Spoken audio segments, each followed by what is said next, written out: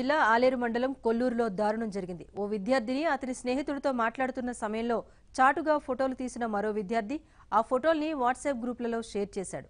ఆ అబ్బాయితో ఏంటి సంబంధం అంటే అనుమానించడంతో తల్లిదండ్రులు కూడా మందలించడంతో బాధిత యువతి తీవ్ర మనస్తాపానికి గురై ఆత్మహత్య చేసుకుంది.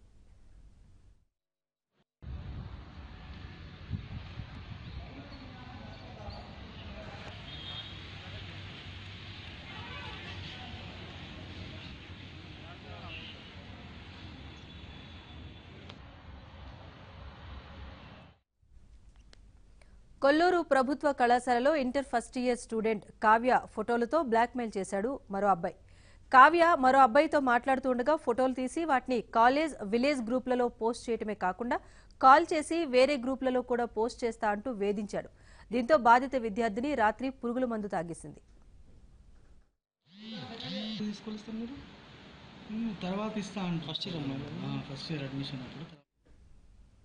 పురుగుల మందు తాగిన వెంటనే కావ్యను హైదరాబాద్ కు తరలించి గాంధీ హాస్పిటల్లో చేర్చారు. అయితే చికిత్స పొందుతూ ఈ ఉదయం తుది శ్వాస విడిచింది. చాటుగా ఫోటోలు తీసి వాట్సాప్ గ్రూపులలో షేర్ చేసి బ్లాక్మెయిలింగ్ కు పాల్పడిన విద్యార్థిపై మృతురాలి తల్లిదండ్రులు కేసు పెట్టారు. దీంతో దర్యాప్తు చేపడుతున్నారు పోలీసులు.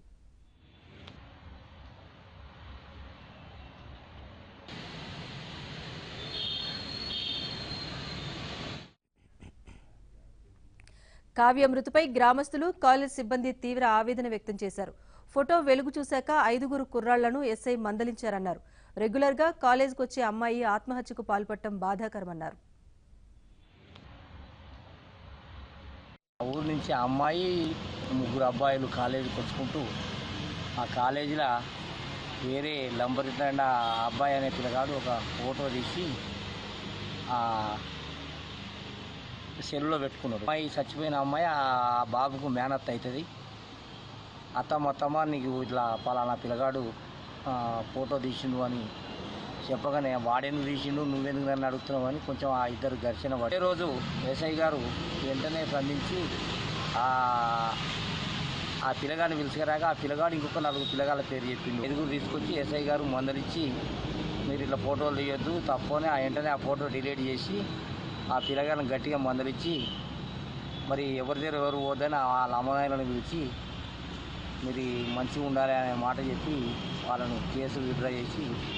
అమ్మాయి మా స్టూడెంట్, ఆమె రెగ్యులర్ స్టూడెంట్, రోజు వచ్చేది, చాలా క్లవర్ స్టూడెంట్. ఆమె అమ్మాయి చనిపోయిందని చెప్పి మాకు తెలిసేసరికి మాకు చాలా బాధ అనిపించింది. అమ్మాయి ఇట్లా చేసుకోవడం చాలా దురదృష్టకరం.